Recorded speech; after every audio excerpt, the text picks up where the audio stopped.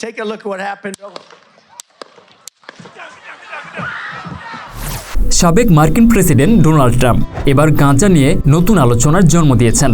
শুধু গাঁজাকে বৈধ করাই নয়, এটি কিভাবে ঔষধে পরিণত করে মানবজাতির চিকিৎসা খাতে কাজে লাগানো যায় সেই গবেষণা ও বাস্তবায়নে সহায়তা করার প্রতিশ্রুতি দিয়েছেন তিনি।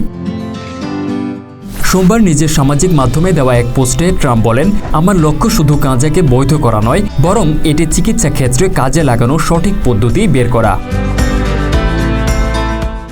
আগামী মার্কিন প্রেসিডেন্ট নির্বাচনে রিপাবলিকান পার্টির প্রার্থী হিসেবে প্রতিদ্বন্দ্বিতা করছেন ট্রাম্প। তিনি জানান, একজন প্রেসিডেন্ট হিসেবে আমি গাঁজাকে অপরাধমুক্ত করার জন্য রাজ্যগুলোর প্রচেষ্টাকে সমর্থন করব। চিকিৎসা ও নিরাপত্তার দিক থেকে প্রাপ্তবয়স্কদের জন্য এটি পরীক্ষিত এবং কার্যকর একটি পণ্য হিসেবে তুলে ধরতে চান তিনি। ফ্লোরিডার একজন বাসিন্দা হিসেবে ট্রাম্প বলেন, তিনি গাঁজা বৈধকরণের পক্ষে ভোট দেবেন এবং এর সমর্থনে কাজ করবেন। তিনি আরও যোগ করেন, আগের মতোই আমি মনে করি প্রাপ্তবয়স্কদের গাঁজার জন্য অপ্রয়োজনীয়ভাবে গ্রেফতার করা বন্ধ করা উচিত।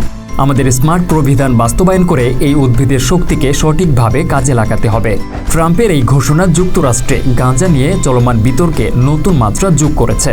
পিউ রিসার্চ সেন্টারের সাম্প্রতিক সমীক্ষা অনুযায়ী মার্কিন জনগণের 57%ই গাঁজাকে চিকিৎসা এবং বিনোদনমূলক উদ্দেশ্যে বৈধ করার পক্ষে।